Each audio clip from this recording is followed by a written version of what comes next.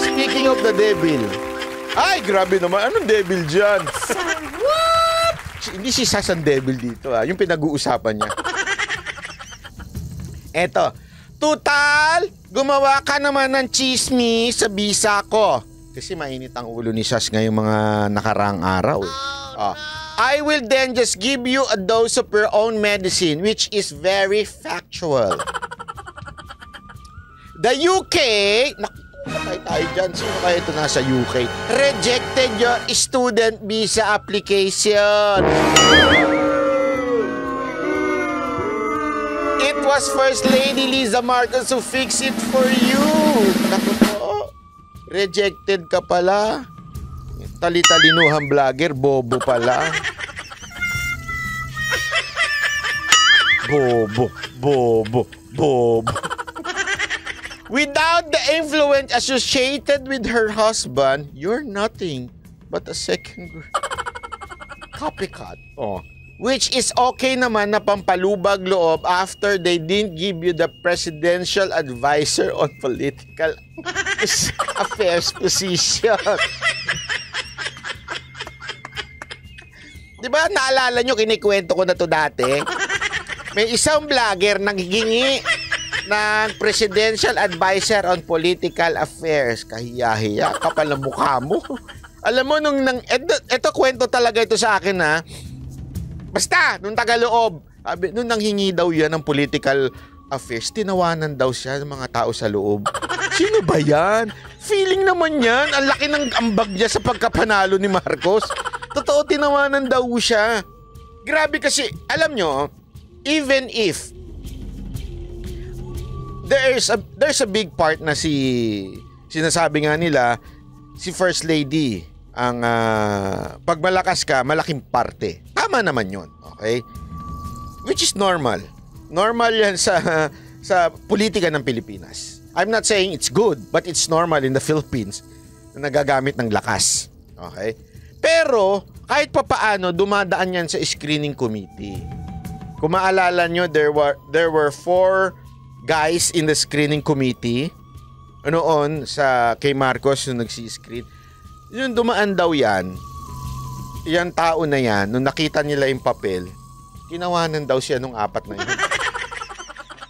Hindi nga graduate eh. Paano magiging political presidential advisor ito? Hindi nga graduate. At sino ba to? Ano ba kontribusyon nito? Feeling niya kasi, malaki talagang tao siya. Ano to yung narcissist na tao ito, kaya laki ng ulo eh. Which is okay naman sa pampalubag loob after they didn't give you presidential advisor on political affairs position, which you claim they promised. Pinangako daw sa kanya yun. And which you were already prepared to take an oath. Ay, mali. Ay, walang iliig. Ay, tambalos-los na Pinoy. Surely, duly elected, appointed person of this, if this administration will serve the country in best interest. Kapal! Ang kapal mo, Day. Ready na ang oath mo, ha? Sino gumawa? AI? Chat GPT? They told you it was big to stop your appointment. Alam ko yan. Oh well, you're not as smart as we thought you were. By now, you should already know what's going on, no? But let me just put it to your crudely ba tawag dyan? You lost your case against Jobber while BBM is president. Reza, the wedding godmother of Jobber, got acquitted.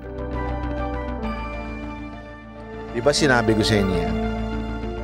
Sinabi ko sa inyo yan noon. Dahil sa pag-convict sa kaso niya, hawak siya ngayon sa liig. Hindi siya makakagalaw. Sa bagay, hindi naman makagalaw liig niya. Hindi talaga siya makakagalaw. Bakit? Wala eh. Convicted siya. If you didn't act like a feudal lord to be last year, I would have included you in my settlement case with Jobber. Kasi nagkaroon ng settlement case na kinikwento si Sas kay Jover para nagkaroon ng kasunduan.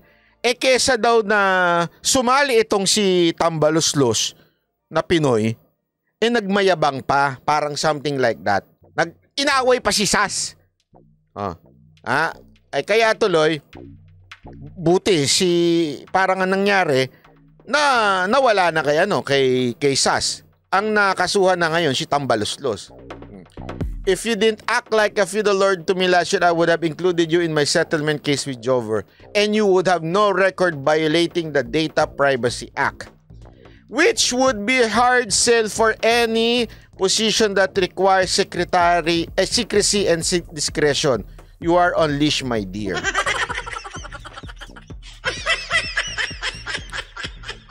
Yan ang akala kasi niya, sobrang talino niya. Hindi niya akalain na pinaglaruan din siya.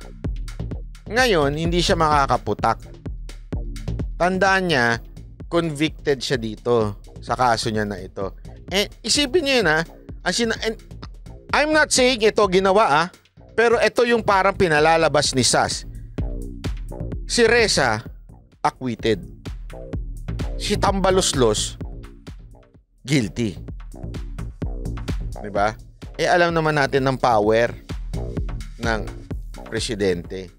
Whether you like it or not. Kita nyo nga si Reza. Hindi na makabana, tahimik na. Ito naman siya, tahimik pero convicted pa. Hawak tuloy sa liig talaga.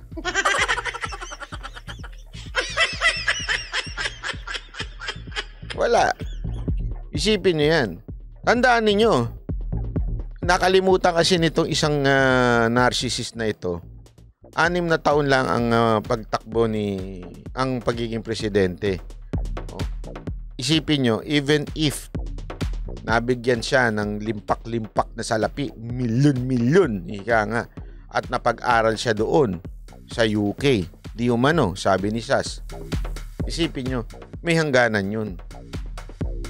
You have to return unless makapagtrabaho ka siguro, diyan ka na, forever ka na diyan. Magawa mo ng paraan. Pero ang point na hindi ka na makakabalik dito dahil sa kaso mo, masakit yun. Diba? Para kang na Joma season.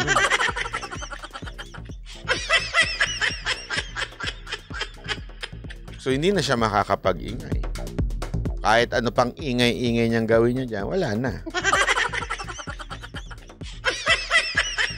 Alam mo, ang problema kasi sa tao na ito, itong Tambaluslos na ito, ang problema kasi, yung yabang niya, umabot na talaga sa ulo. Kaya nga, laki ng ulo niyan eh.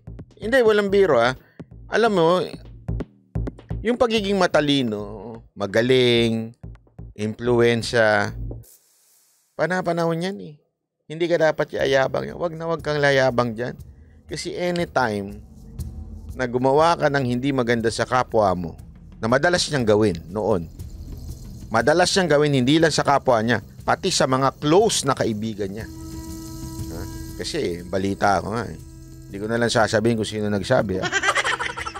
Ito daw ang nagpatanggal sa isang sekretary. Dalawa pala, hindi pala isa. Dalawang pinatanggal niya. Ganun ka siya eh. Dahil nakatikim siya ng ganung suhol, ika nga. Ano ibig sabihin ng suhol? Feeling niya kasi, nakinig sa kanya.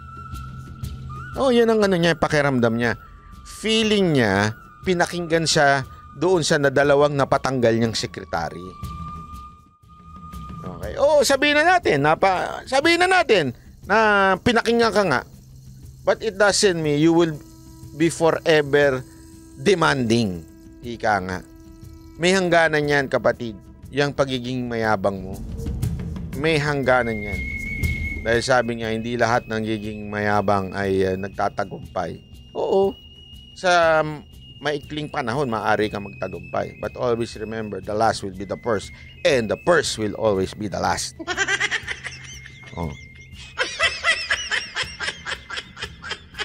Ikaw yung first nung una. Sige, all the power nasa iyo. Pinagmasdan kita eh. Alam mo, ito eh. Alam nyo ba? Meron sa, ito kwento ko lang Meron sa mapapansin ninyo meron sa scripture, sa Biblia, may part doon na lagi sinasabi ng Panginoon na pagka sa sobrang kasamaan ng tao, hinahayaan na lang, parang binibitawan na lang. Anong ibig sabihin nun? Hinahayaan. Let yung kanyang kasamaan kainin siya. Bakit? Para mag-repent siya eventually in the future. Hinahayaan yun. Sa madaling salita, ang nabasa ko dito sa tao na ito, yung pagiging powerful niya, doon sa simula, hinayaan siya, sige, okay. Powerful ka, mayabang ka. O sige, maka-impluensya ka. Pero umabot na siya doon sa hangganan, na mismong yung pagiging powerful niya, nairita ng mga taong nasa paligid niya. Tita Edvi, salamat po Thank you very much. And eventually, nadali siya. At ito, dali nga siya. Ngayon, daling-dali ho siya. Sa kaso na yan. Alam mo, whatever money you have, pag ikaw ay may conviction, napakahirap po niya sa lahat ng bagay. Sa pagkuha ng kung ano-ano. If you are a convicted person. Kaya nga, ang tama yung sinabi ni Sas dito, nakalish siya Nakatali ika nga yung leeg niya. Wala na siyang choice. Yan na yan So umabot na siya doon sa hangganan na wala ka na. Ngayon, hindi ka na makakabalik sa eksena. Galit na sa'yo lahat ng tao. Pahiya ka na. Yung mismong kaibigan mo pinagkatiwala mo, tinarantado mo pa. Kasi nga, feeling niya, makapangyarihan tao siya. Above na siya sa lahat ng kaibigan niya. Problema, tandaan ninyo, si Sas at saka itong taon to, ganun yan. Sabihin, alam niyang baho niyan isa't isa. Si Sas, walang pakialam yan. Alam niyo yun? Wala akong pakialam yan si Sas sa siraan, yung banatan. Ay, kumakain. Alam mo, hindi man kami magkapareho ng ano niyan, ng pananaw sa buhay niyan, pero mabigat kalaban niya si Sas. Kasi, yan yung hindi takot na makapaglabasan ng baho. Kasi nilabas niya naman na baho niya Diba? Sinabi niya na kung saan siya nanggaling, kung ano nakaraan niya. So, wala ka na masisira sa kanya Yun na lang sigurong iba ang paniniwala niya. Ganon. Yun lang ang pwede mong ibanat sa kanya. Pero that's it. Wala na. Ngayon, yung mga banat sa kanya ng nitong... Kasi may bumabanat sa kanyang anonymous page na hinala niya, etong tao na ito. Tingnan nyo. Hindi naman nakakarama. Parang gano'n na nga. Bumalentong. Nag-ricochet yung mga banat itong anonymous page sa kanya. Naglabas siya ng lahat ng mga conversation. Na talaga nga naman ang kapal ng mukha nitong tambalos-los na Pinoy na ito. Alam mo, ito nung una, maraming pumupuna sa akin bakit ko daw binabanatan yan, tambalos-los na yan. Diba? Maraming nagagalit sa akin kasi marami ring followers yan Para rin silibayan yan, kulto followers yan. Wala ka naman yan. Matalino to. Nagre-research to. Mga ganyan-ganyan, di ba? Eksena. Wala akong pakialam. Ano nagre-research? Ang mali. Kahit ano pang paikot-ikutin mo, ang mali. Hindi mo na kailangan mag-research. Hindi, kailangan. Kailangan mo mag-research, pero basta ang isang mali, kahit sobrang daming research, mali pa rin yun. Yun ang maniniwala ko, sabit talaga itong maman to. Sobrang sabit itong taon to. Sobrang sagad sa buto ang kasamaan nito. Sobrang sagad sa buto ang kasamaan nito. Ay sabi ko, I will watch you fall down. Alam mo kung bakit? Walang masamang tao na forever magtatagumpay. Tandaan nyo yan. Wala. Bakit to? Hindi ako nagsabi niyan, Diyos Walang masamang tao na forever matagumpay sa buhay. Meron yan. Simula, tagumpay. Kaya minsan, di ba, sabi nga ng ni David sa pangalan, sa Psalm, di ba? Bakit nagtatagumpay kung sino pa yung masama? Di ba? Ano sabi ng Diyos dyan? Oo, for the meantime, magtatagumpay siya, but eventually, babagsak yan. Kaya wag ho natin lagi niyong tatandaan yan. Wag ho kayo maiinggit sa mga alam niyo yun, sa mga katrabaho ninyo. Bakit siya sama ng ugali niya? Inakit lang niya yung boss namin. Maganda na posisyon niya. Ngayon lang yan, antayin mo. Pag pinagpalit na siya sa iba ng boss nyo, mawawala din yan. Biro lang, o kaya pag nabuntis yan, pag-away sila ng asawa, pareho sila ng boss mo mawawala. Biro lang ha. Pero totoo yun. Kaya wag ko kayo maiinggit sa kasamaan. Na yung mga masasamang nagtatagumpay, wag ko kayo maiinggit. Just do the right thing and God will be the one to reward you someday. Yun lang. Yun lang yun eh. Kasi yung mga masasamang ganyan, yung naninira ng kaibigan nila,